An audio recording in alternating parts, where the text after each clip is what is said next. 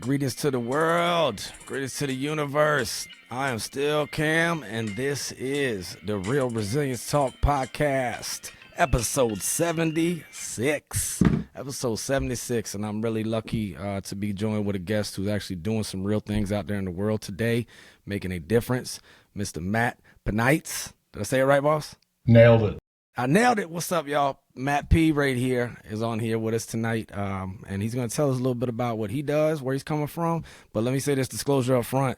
Neither one of them are doctors. No, not doctors, okay? What this is people using their First Amendment in full effect. Anything we say is not a reflection of any official organization unless we say that it is, okay? So we speak for ourselves, and we're going to use our First Amendment for good to hopefully talk about this subject of resilience and how can we get through this thing called life and not just live, but thrive.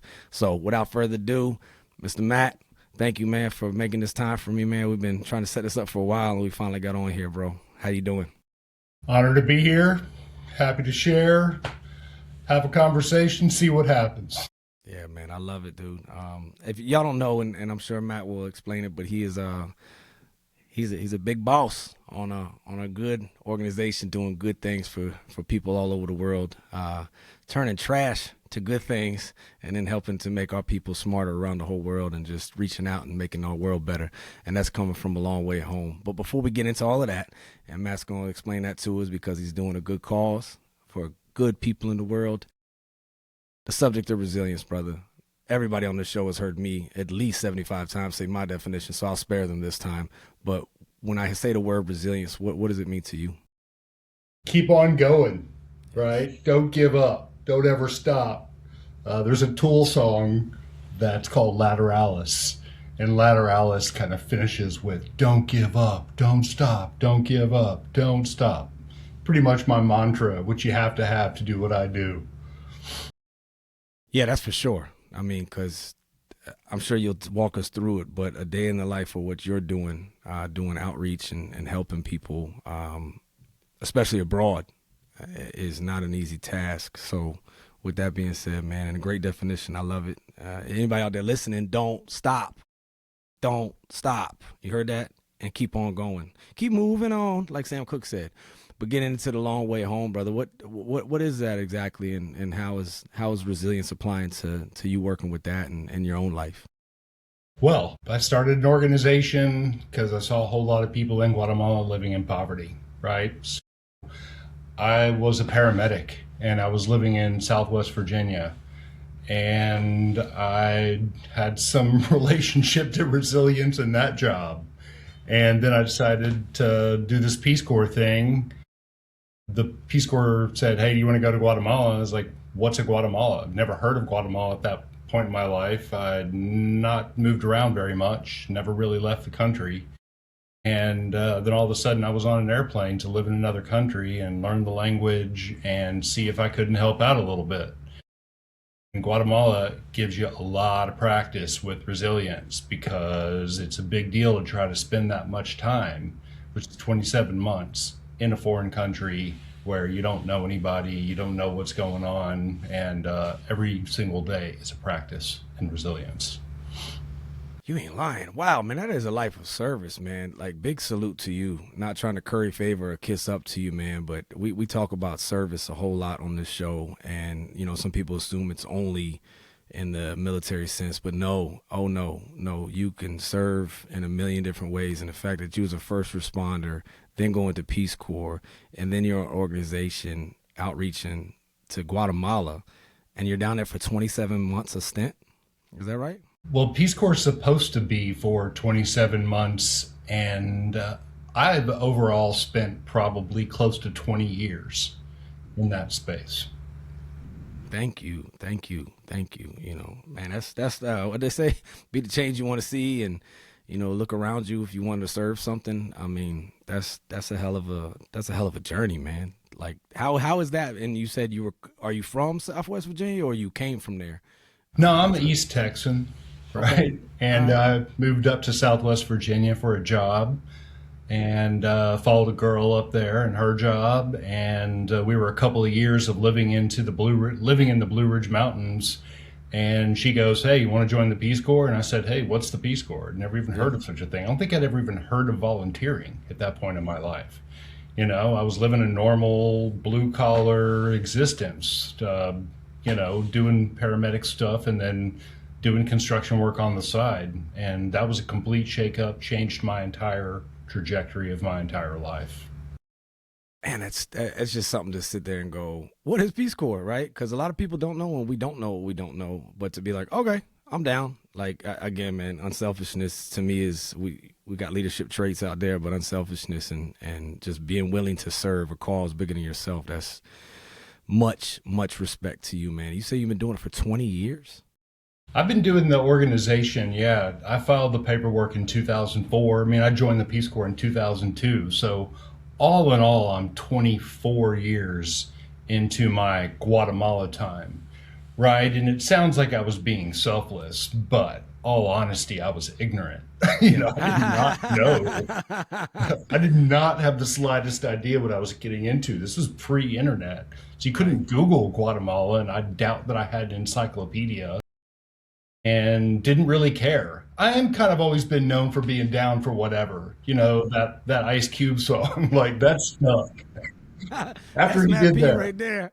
yeah. Yeah, for whatever. No, that's good though. You gotta have that. What they call that decisiveness. You gotta have that. And sometimes people have that over analysis paralysis, but that's 24 years in the Peace Corps and being a paramedic and then being like, you know what, I'll start my own organization off of this. So is that what you did? You started the Long Way Home through the Peace Corps? Exactly. Well, first I did Peace Corps, Yeah. and that was 2002 and 2003. And then I moved back to the States, like most Peace Corps people do, and you try to reassimilate. You try to live a normal life. You try to get a normal job. I had a 73 Caprice Classic sports car. That was the car that I was fixing before I left while I was working as a paramedic. It was kind of my side thing. And so whenever I came back to my 73 Caprice Classic convertible. And my older brother was starting a vineyard. So I had a really cool job at a winery and at a vineyard. And I enrolled in college and yeah, I was off to the races. And I thought that I was going to get settled in. And I moved into Southern Oregon. I don't know if you've ever been to Southern Oregon. Gorgeous spot. Amazing place. And I had this thing that I'd never experienced before, which was my conscience, right? And it kept telling me, yeah, it kept telling me that I left some things undone down there. And 9 months later, I sold all of my belongings, including I raffled my car to have some money to start off with. And Einstein said, everything that I own is like a chain around my neck. And that quote hit me pretty hard. And so I was like, you know what? I'm going to completely remove everything, sold everything, got in a $500 Volkswagen Jetta, drove from Oregon back down to Guatemala. And that's where I started Long Way Home. That's where I started. 2 of the years was Peace Corps time. The rest of it has been Long Way Home, the company that I started. And with that company, I know you're obviously helping people, but that's very general. And I alluded to it a little bit, but with the company that you started with Long Way Home and the organization that you run, what are some of the things y'all do for those people down in Guatemala? The first thing we did was we built a city park, right? Because I did the place where Long Way Home's primarily located is in the same place where I did my Peace Corps service, right? So while I was doing my Peace Corps service, there was a bunch of kids. And there was no city park in the whole town. The concept didn't even exist whenever I first got there. And so as a Peace Corps volunteer, I decided that I was going to do youth sports leagues and play soccer with the kids and do after school games, stuff like that. And whenever I went back, that's what I wanted to keep doing. So this organization said, hey, we've got 5 acres of land. If you want to develop it, you can. We don't have the money to do it. So I built a soccer field, basketball court, community kitchen, playground, picnic area, outdoor classroom. We built a tree nursery, botanical gardens, a water fountain or a waterfall. And that's kind of where the whole Long Way Home thing started. So I built a city park and did that with, the rest of the crew. That just makes so much sense to me because that's just what I'm about is that community, and you create that common ground for everyone within a community. And I'm sure, did it help having already kind of roots there? I mean, I know you were familiar, like this is a need there, but did you have some like connections and some way to be like, yeah, this will work here for sure because I can see it with being there before Peace Corps? Yeah, I mean, I knew people because I was there for Peace Corps, but no, I had no experience running a nonprofit organization. I had no experience running any kind of business. Had nothing but like willpower to back me. I didn't really have very much money. It was like, once again, ignorance. I didn't know how much I didn't know. I think if I knew as much as I know now, I probably would have never started this, never done anything like this because it's way too difficult. But I'm happy I did. Yeah. No, I'm happy you did too, man. That's so honest. That's so honest, and I think that's inspiring for anyone listening out there right now that is sitting on the fence and potentially letting perfect be the enemy of good right now. We always want to make things perfect later on, and we kick the can down the road. And we say it's because we want to make it perfect, but really, we're just making it's like pretty procrastinating. But instead, whether it was ignorance or just the power of the conscious, you were like, "Yeah, let's try this out," and then you fail forward, right? Like I say it often, but something like the U.S. Constitution. Many service members die for it. People take oaths to it. It's a document. And it obviously isn't perfect because they got 27 oops, let's make it betters in there called amendments. So it's like fail forward, man. And that's just so anybody out there, take an example from Matt right now and what he's sharing, that no experience, no knowledge. And the man even confessed and admitted if he knew then that he didn't know all the stuff he knows now, he might not have done it, but he still did it. And that's something to be commendable, man, for real. Yeah, it's one of my mottos. If I can do it, anybody can do it, right? Yes. When somebody's like, how did you get started? How do you keep going? And that's what I always say, man. If I can do it, anybody can do it. But and you did it before ChatGPT or Google going, did you mean when you tried to spell Guatemala? You know what I mean? That's right. That's right. Not a word of Spanish. Yeah. Yeah. How'd that work out? Like, I mean, I'm sure you know more than you did then. Now. Yeah, I mean, I speak pretty well now, but no, I mean, you stumble through it. And so, like, whenever while we were building the city park, you make friends. The vast majority of the people that, we're from the neighborhood. So, we're kind of in a rural area, and a bunch of, kids show up. They're 6, 7, 8, 9, 10, 11, 12 years old. Those were my best buddies at that time because they had time to hang out, and we were building the park. And so you hang out with kids and plant some trees and build a soccer field, and you talk to them and you pick up Spanish, right? And then you need to buy tomatoes and you learn the word for tomato, and you pick it up over time, little by little, because you need to survive. And that's how it's unfolded for me. Because then you get a flat tire. You learn everything about tires. Then you need to go to the airport. You learn everything about airports. It's very topical and takes time.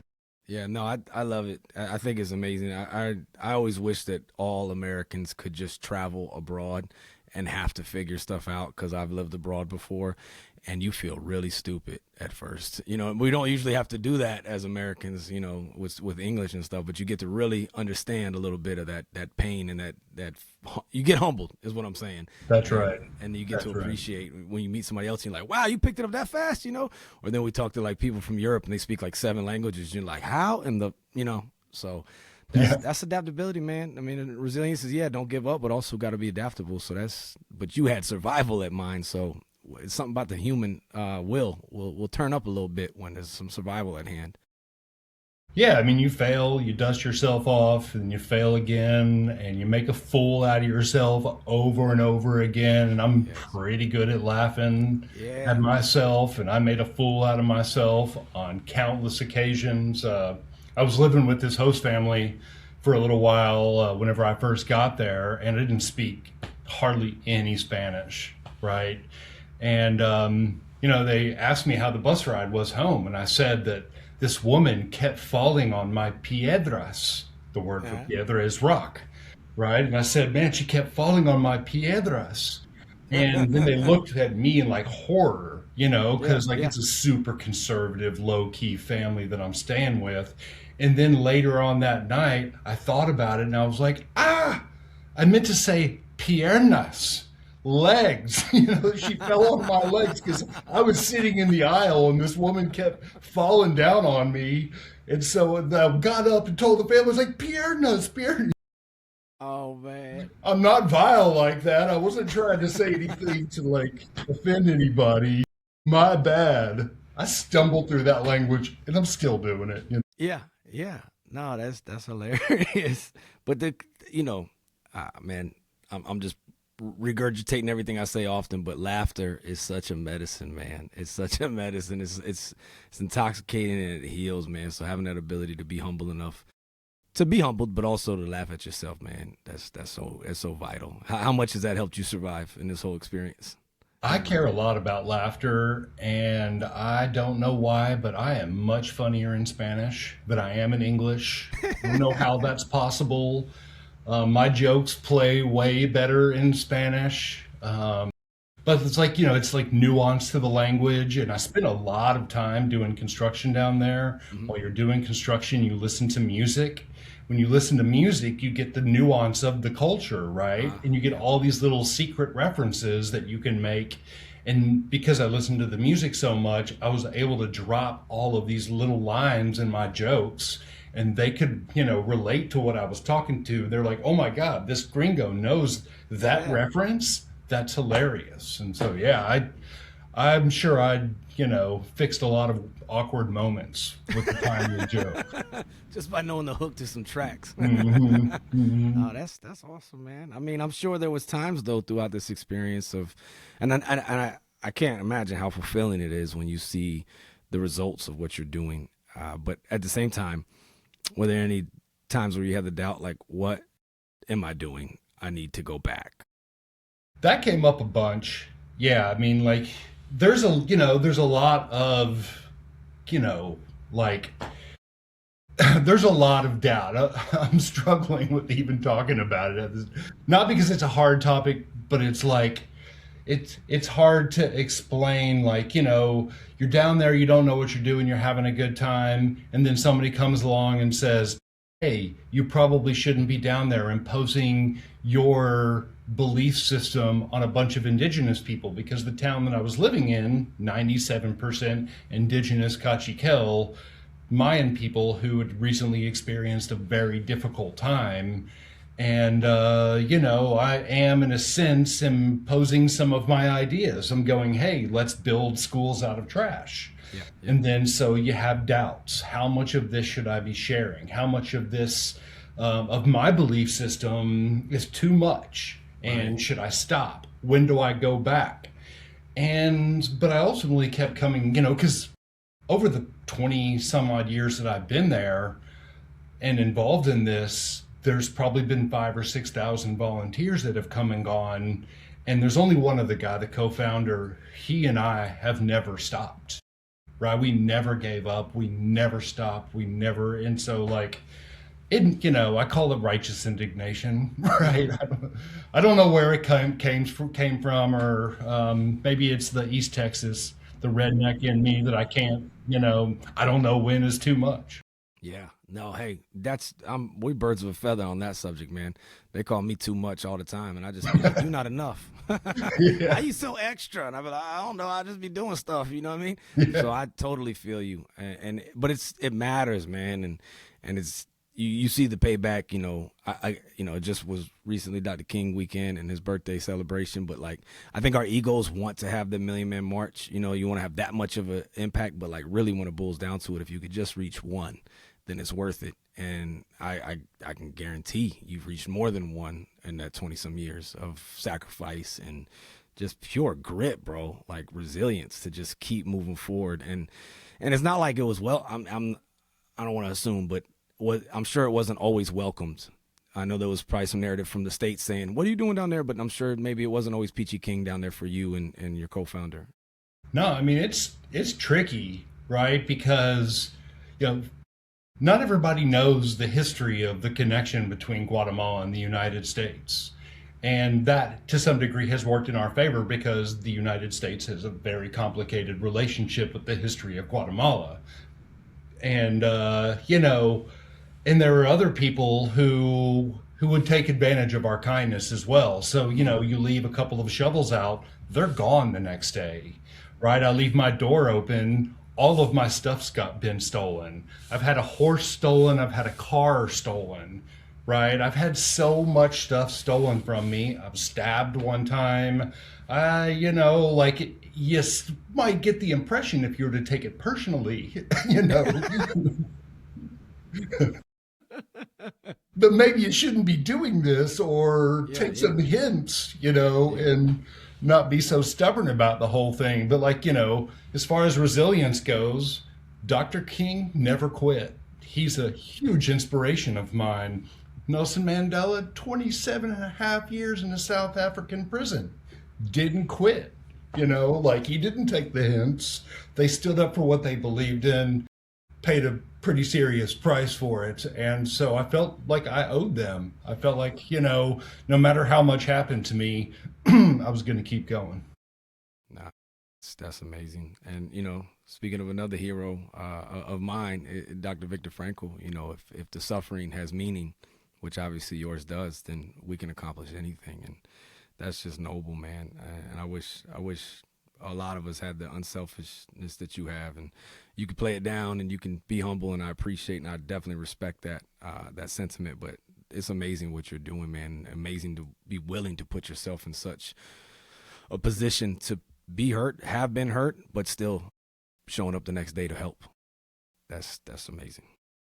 Yeah, What's kept you going, man? it's a certain Sorry, I amount didn't mean of to cut you off. privilege. I'm sorry, what's that? I cut you off. What did you say last? I said it's a certain amount of privilege that I feel. I know that's a big topic, and what do you do with your privilege? But some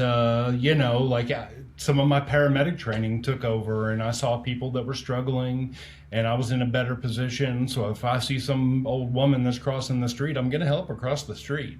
I can't not do it. I can't even potentially take credit for it. It's probably so deep in my DNA that I cannot control the urge to do what I do.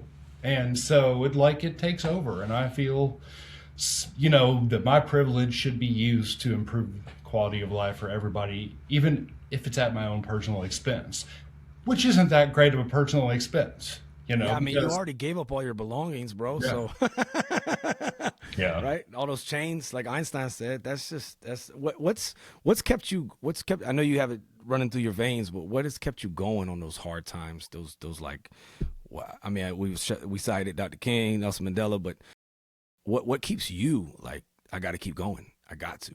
There's something about justice, Mm, and being just. And so whenever I was down there, and all the time that I've spent, I've seen little kids carrying water on their heads, carrying firewood, not going to school, and it doesn't seem right. It seems, like they should get a great shot at, they should get a shot at a great life.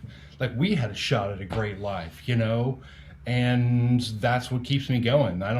I want all of them to have the most wonderful time on earth that they possibly can. And if I can do anything to improve it, I'm going to. And it feels right to feel that way, to do that. And every time that I think I might quit or give up or come up with something new, those are the faces that jump back at me. Because, right now we're running a school. There's 178 kids at our school. 15 of those are pre-kindergartners. And when those pre-kindergartners, those little tiny folks, run up and they go, "Hey, what's going on?" You double down. You go, "Okay, I will do anything." yep. I got you, bro. I got you. Yes. Yes. No, that's amazing, man. So started out with the park, and then obviously sports and giving people extracurriculars as we call them, but probably lifelines and healthy outlets for them down there, as it is for us, because it's good to do good things with your time and stuff. But then moving into the school and educating, like how was that? How did that come about? Was that always the goal, or did it just kind of evolve? Yeah, while we were building the park, we saw the conditions our neighbors were living in, and we were living in similar conditions. When I say we, there was, me and a bunch of volunteers. And, we struggled to have water. We struggled to have electricity. We struggled to have firewood because there's no central heating or air conditioning. If you're going to stay warm, you're going to use firewood to do it, right? We lived in the same conditions in a lot of ways as the people right next to us. And so during the time we were building the park, we also, if we saw one of our neighbors was cooking over open flames indoors, filling the house with smoke, and there's 4 kids standing around, we'd go, okay, let's build a stove for this family. So we built 5, 10 stoves. And then we saw, a 75-year-old woman who didn't have water. And so we go, let's build her a water tank. And then we built a water tank for a few other people and said, okay, now that the park's getting done, let's scale this. Let's do more. And I don't mean by let's get a whole bunch more volunteers, like let's set this up to where we can systematically have short, medium, and long-term impact, right? Because, during the Peace Corps and having been around this business for a long time, I've seen what works and, and what doesn't work. And we wanted to head down the what works path. And the what works path is getting local people involved in the entire process, Yes, that's powerful. Yeah, that whole empowerment kind of thing. And, right. Reach, teach, and then they take it and they got it and see that new way. And that's just, I don't know. So many of us are like, I think right now, especially in our society, in the American society, I can at least speak for, everybody's like, I don't know my purpose, or I don't know my, they don't have a why. And it's what you just described was like, it went from parks to stoves to water to let's scale this and let's go down the road of what works and the sustainability, but it didn't start with let's build schools and homes and all of that. It started with build a park. And then, there's another need, and there's another need. And there's something powerful there if you're out there listening and you're wondering, what's my purpose? What's like, you don't really have to always look too far to see something or someone that probably needs some help in a healthy way to help them. Now, we're not talking about enabling people to be turds, right? We don't want to do that, but to empower people to live their lives and not just live and survive, but thrive. There's something there. I don't know how to explain it all right now, but I think there's something there for all of our people out there looking for something to serve. There's something about that, and you find yourself in that. And I think Matt has definitely found that in doing that. So I just had to do that little interlude real quick. Yeah, no, I've seen the difference, and I wasn't looking for it. I wasn't looking for what you might feel like 25 years after you've been serving for that long. And I'm going to keep going. Yeah, that's what's the can you just, for anybody that would want to like look you guys up or anything like that may be listening, I'll definitely put it in the show notes and stuff like that. But if they want to learn more about what y'all are doing on the day to day, is it? Yeah, we're lwhome.org, and I am MATT at lwhome.org, and I respond to emails in seconds, because we want to get other people involved. There's a lot of opportunity out here to rage together. No, that's really cool, man. I think there's something there. So if someone's listening and they're like, I don't want to go work with this. This is kind of a shiesty kind of organization. I don't know about this or I don't know about that. And you kind of just don't know where to start. My man just told you lwhome.org, and I've been talking with this man for quite a few months, and he's right. He does respond to emails real quick. I mean, and we've scheduled this, but I always want to try to have a platform for people to talk about these subjects, which are real. And I think with the mental health crisis that we have right now and the lack of purpose that we have, it's a pretty good time to be a human for most of us right now. And I think a lot of our purpose and stuff was met by default because of the necessity of life. But right now you could literally not leave your house and have all of your Maslow hierarchy needs met, besides probably self-actualization, just by not even leaving your house. So for anybody out there looking for something different or something to try to contribute to or learn more about, he's told y'all, lwhome.org. So I'll make sure I plug that in here. And then remember, it's Matt say it again for the email, boss. Matt at lwhome.org. Damn, that was like poetic right there. Like what you just said, Cam, just add Matt. Dang. So how often do you go back? Are you there right now? No, right now I'm in Brooklyn because Brooklyn at? Sorry, yeah. I got friends from there. Sorry. No, I love Brooklyn. It's new to me, to go from something like that to something like this. I do like the weird the weird sides of everything, they draw my attention, and Brooklyn certainly qualifies. Something new and interesting in my world. That's a good way of putting it. So Texas, Virginia, Oregon, Guatemala, Brooklyn. Hey man, that's living. That's almost like Forrest Gump-esque right there. That's a journey. Right. Yeah. Yeah, and I'm not done yet. I've still got a lot of what we're doing is taking us to Colombia. I lived there for 6 months. I got to live in South Africa a couple of times, probably spent over a year in South Africa. And I go back to Guatemala now and again at this point, kind of depending on the different projects that we're doing. And so, like, we have a school. There's 178 kids that go to our school. 178 kids? And you said there's pre-K kids too now, right? Yeah, pre-K all the way through high school. We opened the first public high school in the history of that town, right? We opened up the first science lab that has microscopes. So before us, most of the people in our town had never looked through a microscope, right? There's all these moments that you can offer and things like that going on at our school, that there's all these, the shining bright moments that I saw a kid look through a microscope for the first time. Then I saw that kid's parent look through the microscope for the first time. They had the exact same expression. What the hell's going on? Yeah. What is this? Because you did say, and just to cite again, that you said that the majority of the population where you were at, you said it was 90-some%. It's indigenous people to Guatemala, right? Yeah. So they just haven't had the exposure to these kind of things so far. Right.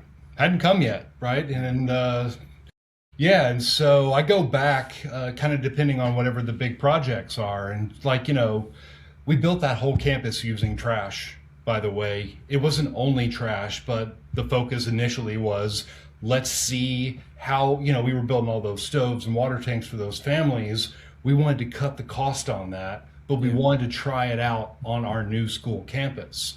So we built a whole bunch of classrooms. We laid tires on the ground, filled the tire with dirt, took sledgehammers, and then that's how you build a house. Is you build the classrooms. Is you keep stacking those tires up, and then we're still not done. We've been working on this campus we started in 2008. Right, because we've been experimenting, trying things out, figuring out what works, what doesn't work, put walls up, torn them down, and we have made some progress. And we've got some other things coming up here. So it's kind of like a just build it as you go type of operation to see where you can make the most impact. Because if it's 2008 to now, you can't just be like, oh, we weren't able to build the whole campus, so we're just going to put this on hold. It's like, no, let's build what we can for now. And then where'd the idea to use recycled goods and trash come about? Like, was it just a overhead type thing, or was it like, let's do something constructive with this stuff? Well, in the Peace Corps, I was in remedial Spanish classes, right, with this other guy. Where it was kind of embarrassing that we were the two worst people at speaking Spanish. Put you in remedial. Right. We became good friends because we were in the same classes together. And he co-founded the organization and has been with the organization we're going on 25 years now, right? So he is by far my most successful relationship on earth, business with one person for 25 years. And so I asked my bros, like, hey, you want to build a school with me on a mountainside in Guatemala?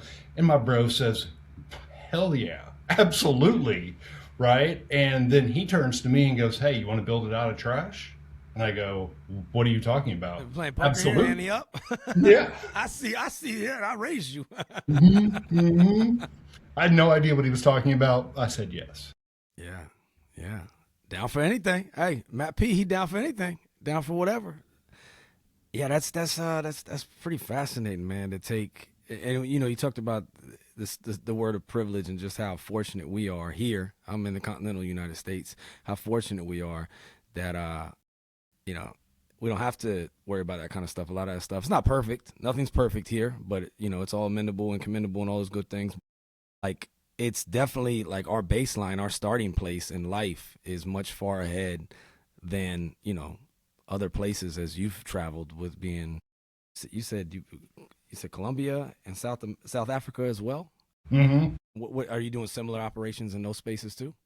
Yeah, we've been invited because of what we've done in Guatemala, and we've made a lot of YouTube videos. We've promoted what we've done a little bit, and then people occasionally will call us and go, "Hey, we want that down here." So that also put me in Venezuela for a few months at one point. Yeah. Spreading goodness all around the world. What's been some of the most fun moments for you in this whole journey? Yeah, I mean, it was the early days, right? When the organization was tiny and there was like five brand new volunteers, and we had all this hope and all these dreams, and we sat around the campfire because we didn't have electricity in our house. We didn't have the internet. We had flip phones, and we'd sit there at night, hang out, play the guitar, sing country songs at the top of our lungs, and like let it all hang out. Like we Yeah. didn't, then we'd wake up the next morning, and we were waking up at 6 because we couldn't wait to do it the next day. Not There was no Yes. alarm. We're loving everything so much, so carefree, having such a great time, such a brotherhood, such a camaraderie, and anybody could come from any walk of life. There was no restrictions. It was like, if you want to throw down, let's do this. Come on, let's do this together. That was really fun. And also we have, Guatemala is like cool in the sense that it's all dirt roads, or at least the part where we were living in. So there's motorcycles and old trucks and dogs running around. It's a very kind of an old west, situation in a lot of ways, where it's wide open. And then you're jumping on chicken buses at a moment's notice to hitchhike across the country. You do a lot of hitchhiking in that place. Yeah, like the whole thing was wide open. Yeah, it's funny because you hear like successful bands or successful artists, or I follow stand up comedy real close, and a lot of them will say similar things, that like those early days and those grinding days and those, like, I say it all the time, but like it or not, we're all we got days, Yeah. and the come up, right? Yeah. And you can't recreate that, right? Like you can, like, I'm not saying you've lost it, but like you think about like the Rocky movies, and like he lost the eye of the tiger, but it was the grind and the climb. Well, Miley Cyrus, it's the climb. You know what I mean? Like that's amazing, man. That's an adventure. Like Yeah. I mean, even Jordan Peterson talks about that. Like that's what we need and we're thriving for, or we want, is an adventure in life, and that's gonna take, obviously a little bit of uncomfortable moments, but to wake up at 6 a.m. and want to be up, that's hitting the lottery right there. I don't care who you are. Like, to want to get up to go make a difference, that's amazing, man. And to want to get up to do construction work. Yeah, know? that's hard work. I'm sure it's hard work, and I'm sure y'all didn't have the best of, like, y'all didn't have a Lowe's or a Home Depot right down the street, right? No, we were making it up. We were acquiring materials. If you wanted sand, you had to go down to the river, right? If you want clay, you have to go to a mountainside and chip away the side of the mountain to get clay. Oftentimes we're eating tortillas and a Yeah. box of Frosted Flakes with no milk. We had no refrigerator. Didn't care. It didn't matter at all whatsoever. Because, like now I have to file 990s with the IRS. I'm Yeah. doing budgets and spreadsheets. Yeah. We didn't Yeah. have any of that at that Yeah. point. Yeah. We were living off of fun. Yeah, living off of fun and just fit phone, like we like to say, just figuring it out every day and making it happen, man, together. And Yeah. that's Yeah. I love that you said that too, the camaraderie and the connection, because I think that's something that's definitely lacking in our modern times, is that lack of connection. And that's just really cool. So anybody out there listening, man, I mean, I'm not saying you have to go the long way home, but think of something that you can make yourself a part of. I've had my life of service in my way, but Matt's had his, and it sounds like his was pretty fun. Cornflakes and tortillas, that's balling, man. You know what I mean?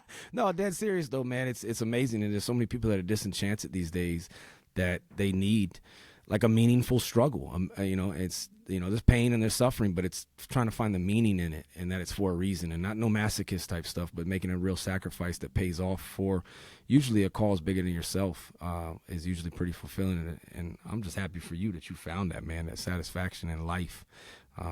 How did it turn? Like, so it was just a few of y'all at first, and then did the word just spread, or did like the internet happen, and like how did it grow like to where you got so many volunteers to where now you can kind of unfortunately have to do all the executive stuff and all the tax forms and all that kind of stuff, but to where you were able to kind of step back and it runs itself and empower the community too. Yeah, we started off, I was writing handwritten letters to our donors, right? We had a pretty small donor pool, so it wasn't like I was writing 4,000 letters or anything, but I was writing handwritten letters.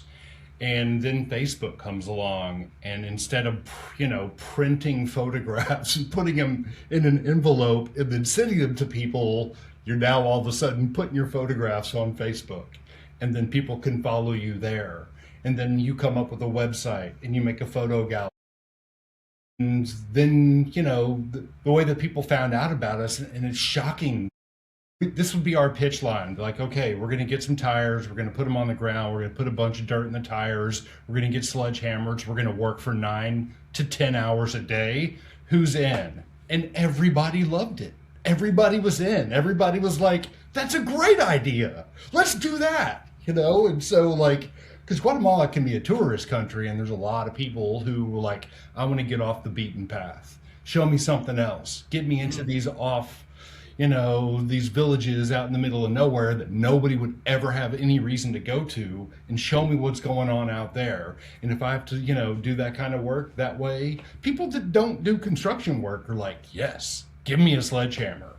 And that was our pitch, and everybody loved it. And the pictures are cool and everything, but like, I think it's the vibe, I think people like being together doing that stuff.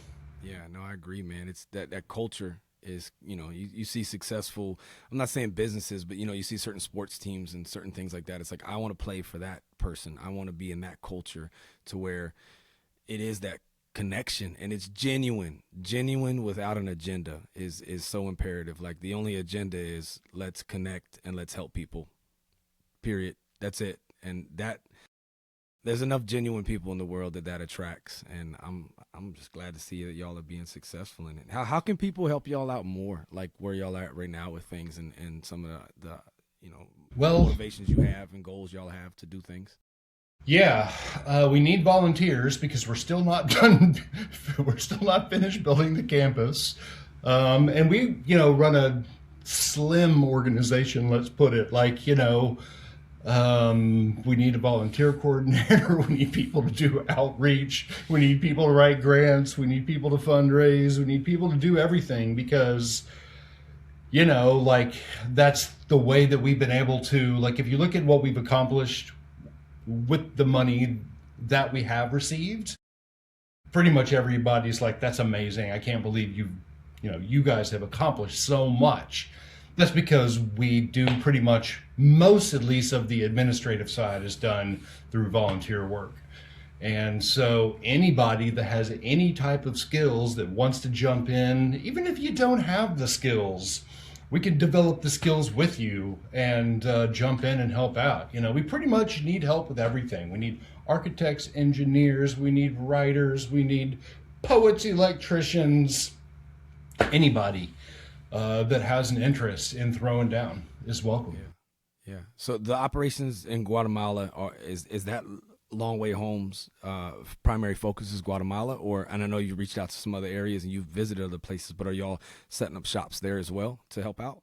Yeah, like our principal spot is in one spot in Guatemala. Our school is called Hero School. And we sort of have this model in which everything comes out of Hero School because we don't want a normal school. We want a school that fights poverty worldwide, and that occasionally that means that our school gets contracted to go teach people in South Africa. Like the school that we built in South Africa, that was in 2016. There's an organization that's been building schools because we taught them how to do it. It's been building schools out of tires ever since, right? It's been replicated a bunch. Now, why don't we go to South Africa and build more schools there? Funding, right? But at the same time, people are coming to us going, hey, teach us how to do it. And so pretty much everything, the central location for everything is our main campus in Guatemala. That's, man, y'all heard that. So if anybody out there, he gave you his email, he told you what they're doing, the website and stuff like that, man, Hey, and what I love too is that, like you said, we'll teach you or we'll figure it out together, right? Just like y'all did in the early days and building those schools. And I love what you said about, did you say attacking or ending worldwide poverty? I forgot the verbiage. Fighting, Fighting. There it is. yeah, Sorry, ending, that's just the Marine in me, man. I'm like, you yeah, won't fight attack? Like, yeah. yeah, fighting it. Yeah, it's real, and there's a poverty of the soul as well that we have, and to find that meaning and find that purpose and helping others, man. I just got to keep stomping my foot on that one because so many people are out there. I don't know where to find purpose or meaning, and it's like, it's Viktor Frankl has said, happiness and success, it can't be pursued, it must ensue, and it only does so as the unintended side effect of one's personal dedication to a cause greater than oneself, or the byproduct of your surrender to someone other than yourself. So it's outside of you, it's going external, and I think that right there. I mean, I'm sure meds have their place and stuff like that. Trust me, I take them. If y'all can't tell already, but there's medicine in service. There's medicine in outreach and in helping other people, man. It's so cool what y'all are doing, man. And they could use all of the help that they could get, whether it's, where could they can go to the long way to the website and make donations if they'd like to, any of the listeners out there? Yeah, I did not say, I've said we need volunteers. I did not yet say, yes, we need money as well. No, I love it, man. That says a lot about you. To me, that says a lot about your genuine intentions and your genuine heart right there, man. And another thing I want to plug real quick. I went onto the website. They post all of their documents right there for anybody to see, dating way back. And I just was skimming through them like, dang, man, you putting it all out there. Yeah, because there's transparency, and that's very important, and I appreciate that, man. But speaking back to the money part, the other money part you were going to say before I cut you off. Yeah, no, the whole thing that we're doing, saving lives, is a fairly expensive idea, and yeah, the whole thing takes money, and we exist because there's been a whole lot of really generous people out there, and there continue to be those generous people, but we could certainly use some more generous people. And there is a donate donut. Oh man, hungry. Here in Brooklyn, got a good donut. There's a slip. There's a donut button. Yeah, there's a donate button in the top right hand corner. And yeah, don't be shy. 50 grand would be great. $5 is even better, Yeah. Yeah, no, I mean, like they say, age old thing, man.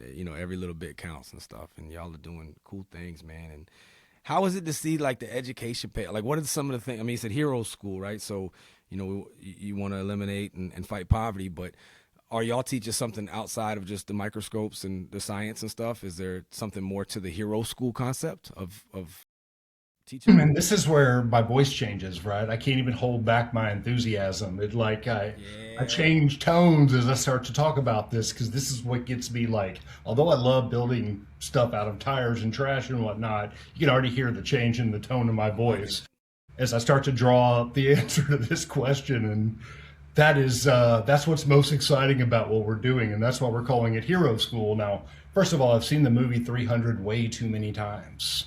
Right, and I do think that you can train people to be the defenders of society, and outside of what the military does, but yeah, and so our students, it's really cool. Guatemalan folks are some of the most resilient people that you've ever met. They're like Green Berets, right? I have worked with some of these folks where they'll eat 2 tortillas and a pinch of salt and work 11 hours, never complain, whistling while they work. Our students are similar in that sense. So like in the way that we change the education model, to get back to that a little bit, is so school can be boring. I was not very good at school myself, right? And my favorite time was field trips. I wanted to get out of school as fast as I possibly could. And so our concept was, let's come up with a school idea. It's called School That Doesn't Suck. Right? Oh, that's for real, that's what it is, for real. I haven't thrown that out yet. I haven't put that on our website yet. You But that's copyright pretty that, much man. That's good. School that doesn't suck. School That Doesn't Tell me Suck. more. I'm doing a doctorate in education right now, and I can't throw that as my subtitle I like it, man. on my paper quite yet. But that's pretty much the concept Y'all gonna for take Kumon out, bro. No, I'm just kidding. I love you, Kumon. School that doesn't suck. our 7th graders. We live in a town that has a lot of poverty, and there is no major force that's going to come in and fix it. And the fact is that people have kind of settled into it, right? There's all kinds of places all over the world with tons of poverty. And, as a people, as a, humanity, we've sort of accepted it. Well, I'm not going to accept it. And so now we've decided that who's available to do something about this? Our seventh graders are available to do something about this, right?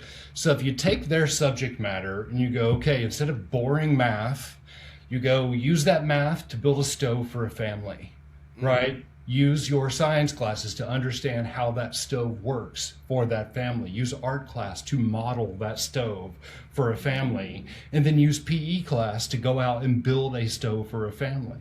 So last year, and we'll do it again this year, and people are welcome to jump in, but our seventh graders built 6 stoves for families living in extreme poverty. Our seventh graders did it. That means they got the red bricks out, they got the chimney, they got the tires, they assembled that entire stove, and it's so cool to watch them do it because they know what they're doing. They've been doing it because we're also involving the 5th graders and the 6th graders in this.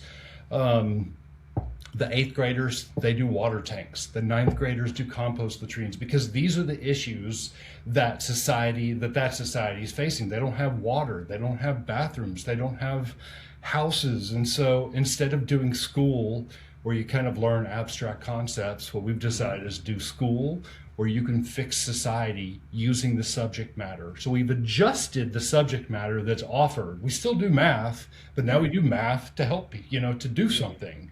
We still do basic everything. We still do literature class, but if we're going to write an essay, we write an essay that investigates the concepts behind some of these things. And of course, the students love it. Now they have value, Yeah. Yeah. No, that's very. What it reminds me of, I don't feel bad about being at school. I only finished 8th grade and got me a GED, good enough diploma, one of them right there, right? There it is. But what we lack, or at least what I felt like, is that we lack the application of our knowledge that we do learn. You apply it to a standard of learning test, or you apply it to pass a grade, but it's just like a feeder system, like this to get to that, and stepping stones. And I know we build it up and everything like that, but like, hey, I'm still surviving, and I never learned trig or past geometry or any of that kind of stuff. But what Bruce Lee had said, one of my favorites, but he said, knowing's not enough, we must apply. So your kids are learning knowledge, they're learning the knowing, but they're also applying it. And that makes it stick like a million times more. Like every Saved by the Bell episode, when there was a cool teacher, they're always applying it in some way. Like we've seen these concepts, we just fail to actually apply it all the time. But it's also giving them that sense of accomplishment and that, self-actualization for them at that young age to feel like what I'm doing is making a difference. So the next time this teacher gets up here and teaches them stuff, it might matter. That's right. That's what they do, and that's what you see in their faces. And brief story, we did 37 stoves out in a village, because outside of our town there's other small villages that have even less services and people are living in even more poverty. We filled up a school bus with all of our students, brought them out to this village. We built water tanks and stoves. Whenever we got done with that time building those stoves, the people from that village threw rose petals like we were Roman conquerors at the feet of the children getting on the school bus. Right? Now, what else? That happens for us now, like in football and sports. We treat sports people in high school, with that kind of reverence. Right? But that's how the people in our town are treating our students who are going out into the town to help people live in better conditions. And of course, how does that make a young woman feel who's a young Indigenous woman and might be struggling with life, and then the whole community honors the power that this woman has, the power that the students have? All that power is locked inside of them trying to jump out, and we're giving them the space to do that. And that's what most of us lack, is the space and the platform to be able to, or to have the challenge that's worth per undertaking. Not all superheroes wear capes. Them kids are proof of that right there. Like, not all superheroes wear capes, but what does that do for the relations too? I mean, obviously it's rose petals on the happy day, but does that help the communities at large connect more and have, less. I'm not saying they have, any kind of beef or anything like that, but does it help? Yeah, I mean, the whole thing is pretty tricky, right? Because you got to tiptoe around politics, and Yeah. we don't have any negative message. We never say, hey, because something's bad, we're going to do this. What we say, what our standing message is, we're going to do whatever we can do to help. How can we be of service? That's what we tell the mayor. That's what we tell everybody else in our town. And then we only have one reputation. Our reputation is of people that crush it. So everybody else, it might be like, oh, what are these people really doing? That doesn't really exist with us. They know one thing about us. This is one of my favorite things. If you walk onto our campus and you go, what is your profession? To any of our students, they will across the board say, ow, ow, ow. Ah, that's 300 right there. Can you Right. ignite us? Ow. Right. That's right, because it translates into any language too, right? Yes, sir. Au Yes, could be sir. cachiquel, can be Spanish, can be English, because that is our profession. Our profession is to crush it, right? And that's what people know about us. That's what we do. That's what we're known for. That's so cool. So the school starts in 2008, right? And time has went by. It's 2026 now. Have y'all seen like alumni type come back and be continuing to do the good things? And, the younger ones are like, oh man, you was in the hero school back in 2012. Tell me about the old days. Yeah, that does pop up every once in a while. The people we've had 4 or 5 graduating classes by now. God, it's crazy how that time flies. But That have come all the yeah, way through from young to wow. yeah, that we have students there who they graduated from our high school and now their kids are in our primary school. Right? It's been going on for that long. Now that makes me feel kind of old, but yeah, our high school graduates now will jump back into the whole thing whenever we go out into the community and build those stoves for those families. The high school kids who did it for 7 or 8 years, they'll go out and lead the new 7th graders that are jumping in. Yeah, there's this whole mentorship thing that we didn't even like plan for, you hear about it, you theorize that it's going to work. And I keep hearing stories because I don't personally plan everything that happens. A lot of times I hear stuff that I hoped would happen and it's happening. Although, by the way, That's amazing. Like the amazingness of the ripple effect, and that you didn't have to micromanage. You didn't have to be like, "Hey guys, here's step 1, step 2, step 3." It's like you inspired them in their hearts, and now they're carrying it on, and then taking the initiative, and they know what they know from their vantage point, and they're able to, I'm sure gyms just blossom left and right. And you're like, yeah, let's do that right there. But then naturally, they each one reach one, teach one, and then we carry each other up, and that's community, man. That's what humans have been doing since the beginning of the time. And y'all doing it the right way though, and that's just so cool to see that you said 5 graduating classes overall. yeah. Jim Carrey said it. I love comedians, but the effect you have on others is the most valuable currency there is. So, I know you got rid of all your possessions, but you are a wealthy man, my friend. Yeah, I mean, now what I like is to carry around, like, I love the references you're making. I'm going to totally use that Bruce Lee quote. I'm going to use that in the next paper that I write for school. And that is my favorite possession these days is all, I feel like I am made up entirely of other people's parts.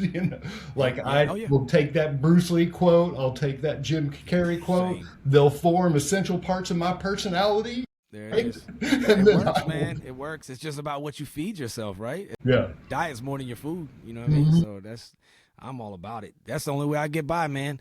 And I have a friend of mine. He was like, he was talking about brainwashing. And he was like, I do want to brainwash. I want to clean the way I think. So I am brainwashing. You know what I mean? I was like, damn, that's a good way of putting it. Like that's a positive reframing of brainwashing. Obviously there's the other one that's not good. We're always trying to start a cult here, but to clean your way of thinking, to keep your thoughts and things aligned with what your values are, which is what you're doing, man. Knowing's not enough. We must apply. Willing's not enough. We must do. Everybody talking about what they're willing to do. Reminds me of that Dr. Seuss book where they're just sitting there like waiting on the rain to rain and the snow to snow, waiting on this and the phone to ring. And then they go. They're just waiting.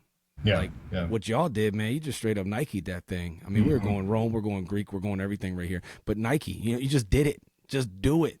Just did it. And just to see it grow and to where it's going right now, man, that's got to be so fulfilling. Like to not, because some people get to these positions of where y'all are, obviously success is so abstract, but you've accomplished great things in this initial venture that's grown in these ways, and the amount of people y'all have helped. But it could, people get a temptation to get complacent, or they get a temptation to, kind of get tired of it and just like, but you're doing executive stuff and you're still pumped up when you talk about this. I can see it. You can't front that. That's genuine and it comes off. I can see it. Because we're like only getting started, right? We're 25 years and I only now feel like we're about to hit, like, we're about to go full steam. We're about to really hit. And that is because now with the fact that our model has started to work, these ideas have started to play out a little bit. We have a little proof of concepts. Yeah. The next step for us is that we want to unite all the public schools in our town, unite all the students, all the teachers. Go, hey, here's the lesson plans we've written for math class, for science class. You can take these, you can run with it. And together what we're going to all do is we're going to end poverty in our town. Nobody else is going to do it. And then it's a win-win-win for everybody. The teachers will have a great time. The students will have a great time. The families who receive all of this help are going to have a great time. It'll be a community-based effort, and everybody's going to have a blast while doing it, right? And then once we can prove that it's possible in our town, the next town over is going to see it and is going to be like, all right, why wouldn't I do that? Why wouldn't I do all of this in school? And then the Minister of Education is going to see it. And then there's all kinds of potential, because we've also made a lot of connections around the world. And there's a lot of schools with a lot of these same problems of students that are kind of bored. Education's not so relevant. Memorizing content. There's a lot of teachers who are, okay, if there's something new out there, give me a shot at it. Let me try it out. And so, yeah, we're about to hit our stride. That is coming soon. I can see it. And I also think there's a need for something similar in maybe our own nation. I know it takes a very long time to change things in America, but our kids are disenchanted with the way things are. And if something like this could be applied here, it's almost like you can't chat GBT or cheat your way through this or get on Quizlet to pass this test. Build that stove. Right. You know what I mean? Like you have to apply it. And I don't know. I see there could be good for it here. I know our stuff is way more bureaucratic and there's so much red tape with everything, but in the spirit of it, as far as in the spirit of making the education meaningful and actually being able to apply it in some way, I could see that taking off in many corners of the world, and not just those places that are totally impoverished, but like to just have a new look at how to learn, because it's kind of not. And then we already see, that the crisis with people that get a college degree and you follow this journey and you're like, I can't get a job, or this job sucks and I'm already too invested into it. So I could see how this could definitely, somebody could take notice and be like, what are they doing down there? We should probably try some stuff like this here. And our young people feel disenchanted. They feel like they have no meaning, no purpose, depression, social media. Why don't we give them something constructive to do and something that they can actually like enjoy learning? And then they need to learn it because it's going to make a difference. How about that? That applies. And we're going to keep proving the concept there. Yeah. But the thing is, like, educational philosophy, I don't know if, I love to look back in history, see what was done well, see what was not done so well, pick up from some of the examples. And one of my favorite topics is educational philosophy. And I noticed as I read through all these different philosophers, like not one of those philosophers was like, okay, the best way you should go about education would be to put a bunch of kids in a chair and tell them to memorize stuff and to not talk very much. right? I have been searching for one philosopher that said anything like that, and not one person has ever been, this is how you're going to get the best results out of kids. Have them sit down and memorize stuff and try not to talk, you know? And so, you know, as we picked up, like, and, you know, that's a lot of what's happening in the classrooms here. And a lot of my teacher friends will say the same thing. That's what's happening, and they want to do better, and it's difficult to come across how to do better because of the bureaucracy and the way that things are set up. And so as soon as we can keep proving the concept, it's all going to be shared for free. Everything that we're doing, it's not proprietary. I don't want to own any of this. What fun would that be? Yeah, It's you give up your all going to caprice be for this, bro. everybody's. You got skin in the game. You know what I mean? Give up that caprice. You know what I mean? That's right. That's right. Don't ever forget the caprice. So, but sincerely though, I think the proof will pay off over time, and people will see, and just things take time. But what y'all are doing, and then the willingness, this was important too, what you brought up, in the lack of being proprietary about it, is that other nations and other villages and other places reach out to y'all and say, how'd y'all do that? And then y'all just share the knowledge, and it's not like, hey, pay me 15% off the cut for the knowledge I gave you on my PowerPoint.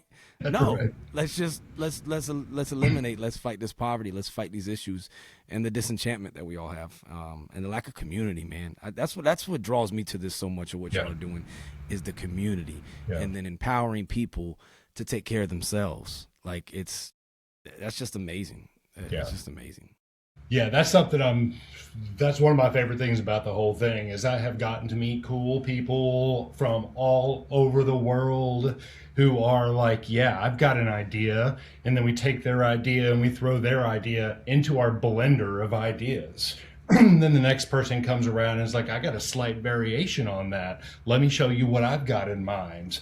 Because our campus is not like one person designed it and then that's the way it had to be. We pulled in, you know, architects from France. Another guy shows up for 2 weeks who was an electrician from Turkey, somebody from Switzerland, somebody from Brazil, somebody from Argentina. They all came in with their ideas, said, hey, this is what I think. We threw all of that into the space and said, all right, folks, let's sort it out.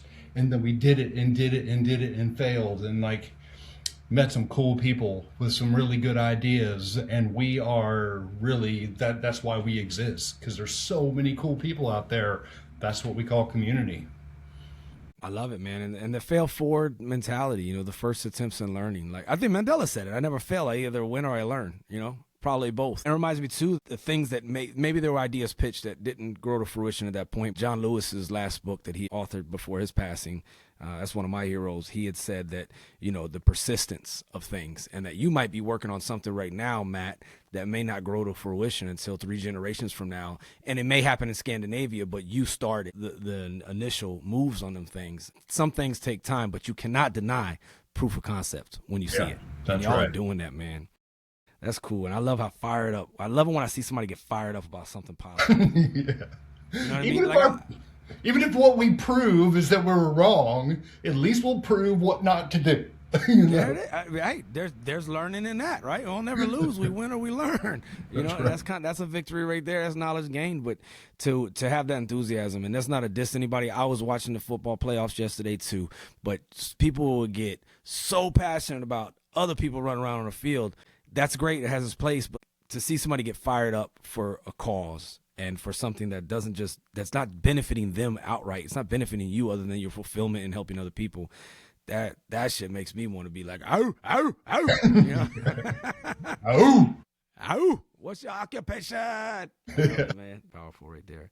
That is cool what y'all are doing, man. Y'all are making heroes. I hope it just keeps going good. And for anybody out there that's just thinking about something good to learn about or something to don't forget about, Long Way Home. Look them up. They're legit, man. I looked y'all up. I looked on your site. I told you transparency's there. Matt's a cool dude, man, and y'all heard all the forms of help that they may need. And if you want to contribute, then reach out to the man. Reach out to the man. Can you tell him that email again one more time, please? matt@lwhome.org. Guaranteed 57-second response time. Man, as we kind of venture down the road of closure here on this conversation, which I hope we have more. I'd love to have more updates on what y'all doing and what y'all are brewing up. And I wanted to give you an opportunity, if there's anything that I tried to be good with the questions and shit. I'm trying to turn into Barbara Walters, but I'm not there yet. Way better, way better. I'm failing forwards. Way better, man. Thank you, brother. But is there any other like projects or initiatives or just goals that you want to express? Yeah, I mean, I am most excited about in August. If anybody wants to jump in around August, we're going to unite the schools. We're going to descend upon the town. We're going to build infrastructure for all the families. In October, we're going to build a classroom out in a small village. It's kind of the Indiana Jones version of what we do. Cool folks from an organization called EcoHab are coming down for that. We build 12 stoves per month. We distribute water filters. We're the central location. So, let's say you have an idea, but you don't want to start a whole organization. You don't want to move to Guatemala. You don't want to start an NGO, but you really want to pass out school supplies. Come to us. Let me know. We can save you 25 years, hundreds of thousands of dollars, a whole lot of heartache, and you still get all the credit and have all the fun. You jump into our community, because that's why we're building floors right now. A couple of guys from North Carolina were like, "Hey, we want to build floors. We do not want to start an entire organization to do it." In the sense that you guys already live here, you already have access. We're retirees. Make this happen. So there's all kinds of stuff like that. If anybody's wants to pass out books, what you want to do, if you want to jump into our circle and do it with us, the invitation is extended. I'm glad you said that, man, because, for anybody who has that level of efficacy and that you said it earlier, you want to hunt out and eliminate injustice, and you're about justice, right? And you're about ending poverty, and you're about helping people and the goodness of things. A lot of people feel that, and they talk about it at a cookout, and they don't know where to start, or they're thinking they have to start their own, organization, and where do I file the tax forms, and do I go LegalZoom, or do I go to this thing? Matt's telling y'all right now, hey, we got a legitimate organization, and if you want to contribute to the cause in whatever meaningful way, come holla at me. And that's an open invite. That's what he's saying to y'all. So that's very helpful and important, because I think there's a lot of pressure and there's a lot of challenge and just stigma and just there's so much stress when it comes to, I want to start my own thing. Well, maybe you don't have to. Maybe you could just go and work with Long Way Home, learn it, and then maybe feel more confident. And then maybe if you want to go your own way, then, go start your own spinoff series or whatever. But at the same time, you were with the Supremes for a while. You know what I'm saying? Yeah. That's right. And, we can open the books too, right? We can show everything that we've done, because there's, sometimes people will say, they'll be a little hesitant. Like they'll hear that only 30% of some money that was given to some gigantic nonprofit, only 30% of the money is actually going to the families. Well, come and take a look at us. We'll open the books. We'll show you everything, because we want to brag. We don't want to hide it. We want to show you what we've accomplished. We want you to celebrate with us how far a little bit of money can go when you send it all in the right direction. That's very, very true, man. So powerful on that, because I couldn't agree more. And I've heard of a lot of organizations that are out there and it's a money grab, or you hear that, they have their overhead costs and stuff like that. But why are executives taking private jets to, name the exotic place to have a leadership meeting? You know what I mean? Why are we doing that? That's not it. So there is a confidence when you show it like that you've proven like, no, this is going to the cause. Actually, what you signed up. It's not like 15% of this will go to a child in Guatemala. No, actually, like all of it. You know what I mean? Or most of it that we have that we can. That's important. So anybody out there, sometimes it's just having a confidence. And if you got questions, Matt, he just said he'll open the books. He's an open book. Hit him up. Right. Ask questions. Try to challenge him. I sound like Charlie Murphy when he's talking about challenge Prince. Challenge him. And then the challenge will be to get me to stop talking. Right? The challenge will be to get me to, you get me on the phone and you'll have trouble getting off, because I love this topic. I love fighting for justice. And if anybody thinks that Guatemala is like, sub-Saharan Africa and it takes 2 days and a donkey to get there, no.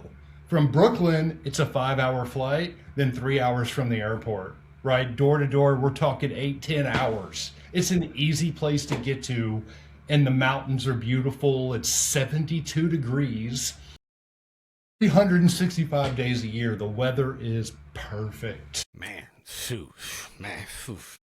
That just sounds good right there. Especially right now, what we got right now with this Arctic blast.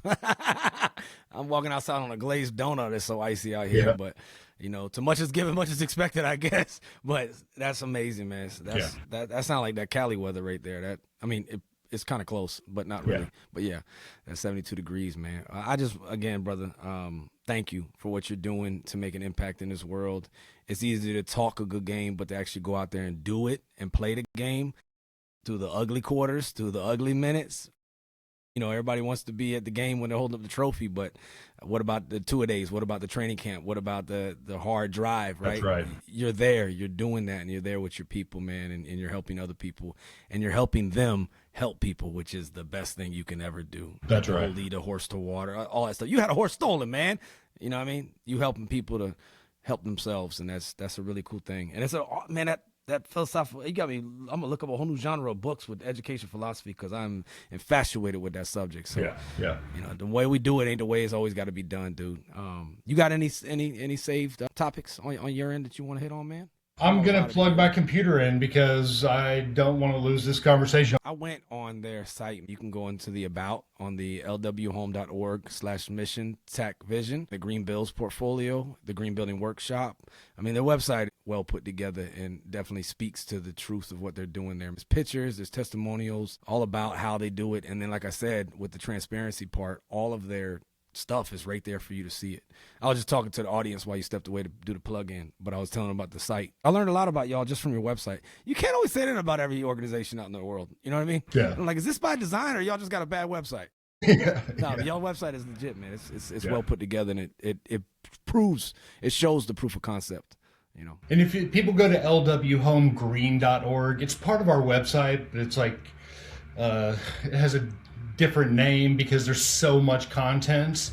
That's what you were saying. You can see all of the projects that we've done because along with building everything, when we were out in the middle of nowhere on a mountainside with a couple of books trying to figure out how to do all of this construction, we didn't have a lot of resources available to figure out how to actually do all of this green building.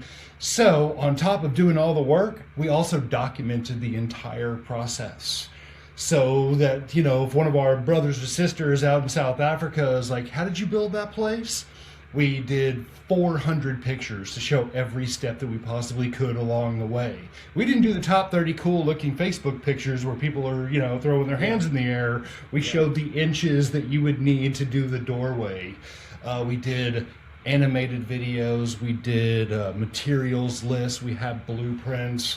We put every bit of information we possibly could to make it easier for anybody else that wants to do it. And that is all available on our website too.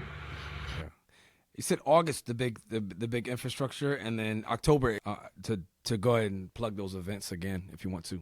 Yeah, we're doing our green building workshop in October. If you look on the website, it'll say green building workshop and it'll show you the dates and everything. And that's where we get a bunch of people from all over the world. We all get together. We build a schoolhouse out in the middle of nowhere.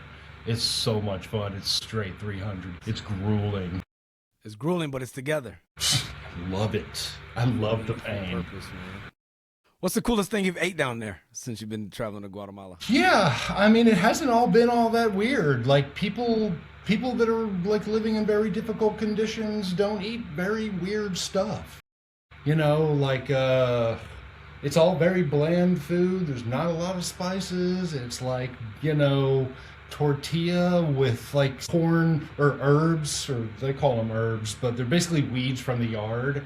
You mix a little bit of vegetable oil and then you wrap a tortilla around it, a corn tortilla, and that can be dinner. It's a very simple diet. It's never been actually very weird. No, I don't think it sounds weird at all. I mean, that's sometimes the half the battle is the simplification. Yeah. Sometimes we got too many options. We get, which one do I pick? I don't know what to eat. I don't know. Can you come back later? You ain't got a problem. You gonna eat that. No, that's always like whenever I come back to the States, that is always the difficulty that I have, like getting used to it. Is like in Guatemala, you walk into a restaurant, quite often they can have one thing. That's what you get to eat, right? Then you come here and there's like 25 pages on a menu. You're like, It's that's true. culture shock for me, dude. Yeah. I mean, and what kind of sauce would you like? We have 75 versions now. I'll take it dry, I guess. Yeah, that's cool. It is. It could be overwhelming. When I come back from Japan, and even though they have amazing food over, it was the same. Like, what? Oh my goodness! It was so simple. Yeah, right. And like some of their businesses would close once they sold out for the day. They were like, "We're done." Yeah, right. Like they're just like, "That's what we came to do. We sold our overhead. Everybody gets to go home work early." That's right. And that was the way it was. But that's not something that we do here in America. We're like, "Nah, you know what? We need to open up another location across the street, 24-hour drive-through." We'll do Uber Eats too if you want us to. And I get that. Yeah, it was definitely a culture shock when I had come back to the States. So. Yeah. How long did you live in Japan? 3 years. Nice. Yeah, it was something, man. I learned, being there, being in Iraq and other places, man, and all over the nation, there's good people everywhere. Yeah. And you know what? There's turds everywhere too. It's just the way just the way it is. Like nobody's like naturally just because they're from a certain place, just a great person. Like there's just good humans and bad humans of all kinds. And yeah. Well, outside of the podcast, I've experienced all kinds of stuff that I probably wasn't going to share in that. But yeah, like some of our volunteers got on a city bus and people got on the bus and executed a bunch of the people. So those volunteers didn't have a very good time. Well, they were, like we've seen some pretty rough, weird stuff within that space. A lot of violence. I've seen violent stuff. Yeah, I wanted to ask because I know it seems to me, I'm just going to speak from my own honest account, that there's a lot of discouragement from heading anywhere south for a lot of Americans. And there's like this fear. How hard is it down there being a gringo, for example? And Guatemalans are like 4 foot 6 inches tall and I'm 6'2", right? So first of all, you stick out like a sore thumb. There's no blending in. But like the hardcore stuff is in the Guatemala City. I don't know if you saw that headline, but there was a bunch of executions that happened recently. But all that doesn't happen in our town. Like when you get out into the hillsides, into the small country folk town, there's small subsistence farmers. Yeah. And there's no violence. Also because they do vigilante justice. And so every once in a while, somebody will steal somebody else's goat or chicken, and they'll stone them to death, right? And that it doesn't happen again for 25 years. Or there was a guy who assaulted a young woman. They tied him to a tree and burned him alive. It was like that stuff. There's some deterrence, I guess. Yeah, some deterrence. But so there's in my town, there's currently 70,000 people. There's like 4 cops. They don't have cops. But people police their own to a great degree. They do it by the neighborhood. Yeah. Yeah. It's definitely like that abroad in a lot of places because the infrastructure is just not there to have what other places have. No, there's no detectives. There's nobody investigating any crimes. Yeah, that's real, and that's something to be appreciated if you do have that wherever you're at. But I don't think that's a reason, a deal breaker to want to go help people. So I think that's really cool and courageous that your people, your volunteers, and you yourself stick with that, because there's a lot of people that be like, I don't want any part of that. I'm afraid, I'm scared. That's good that y'all are able to weather that, man, and keep your people together and keep your people safe. And I'm sure that over time, with the temptation for the young ones, with you're giving them good things to do and constructive things to do, they're probably less tempted to fall into any of those bad habits. That's right. Because they can see the benefit of the good. Yeah, it's one of those unspoken benefits in a lot of ways. Is like if they're enjoying what they're doing in school, or maybe their house is in such terrible condition, maybe they won't risk their lives crossing the Arizona desert at 3 o'clock in the morning, getting bit by scorpions, or they won't join a gang. Like that's the hard part about measuring our impact, is we don't see what doesn't happen as a result of what we do. We don't see how many kids don't join a gang, or don't disappear, or don't die from chronic malnutrition. We don't see any of that. You see the numbers, that it's happening nationally, but there's also not great statistics for the area.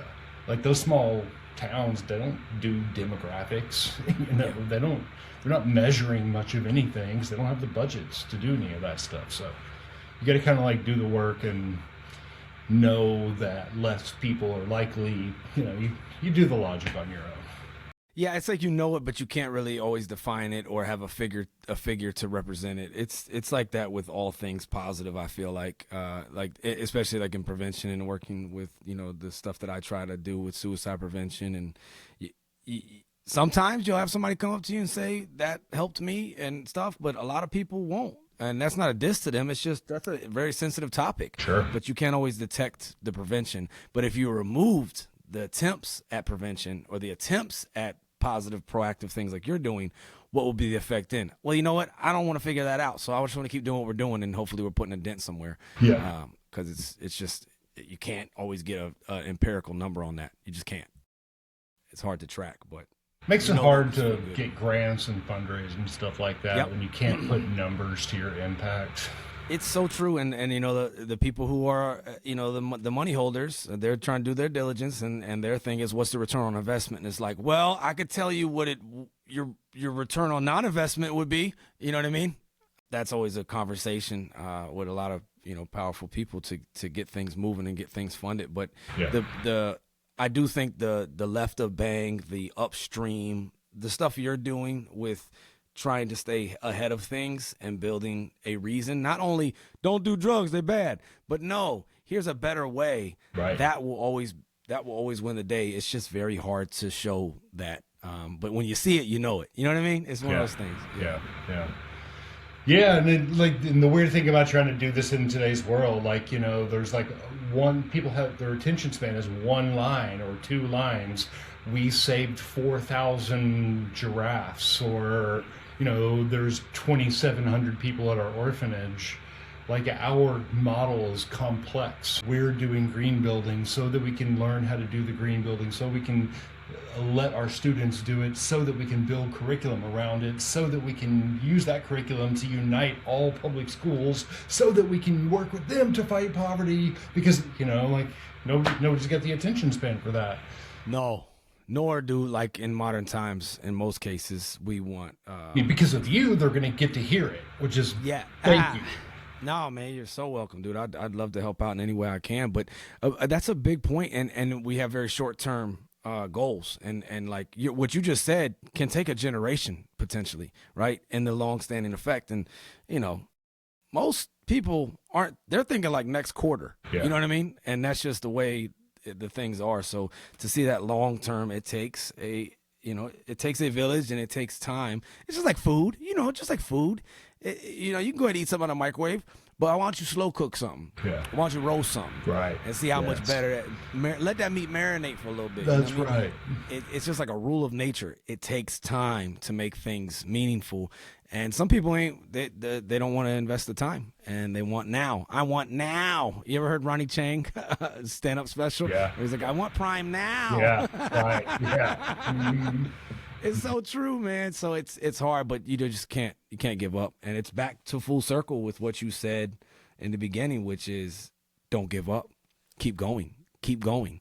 Don't give up no matter what it is. And in saying that, on that subject, talking about life and thriving, there's a lot of people out there hurting right now, Matt, and I'm sure you know. I mean, you're in the States right now. You know it, man. Suicide is it's an enemy, and it's taken out a lot too many people right now, and it's on the uptick and things like that, and people feel no reason to move forward or whatever. But if somebody's out there feeling like that right now, and they're contemplating taking their own life and dying by suicide, or worse, hurting someone else and then dying by suicide, murder, homicide is real.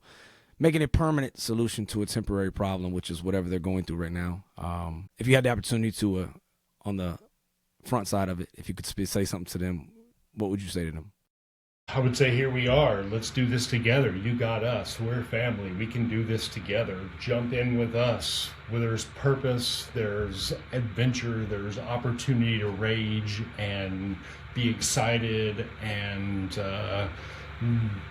I feel it in a lot of ways, that doubt. Yes. Because I've had those doubts and understand those doubts. And That is why I jumped into this arena partially too, is because I needed something to chew on and bite into. And, we're a family. We're here. My brothers and sisters, jump in with us. Be with us.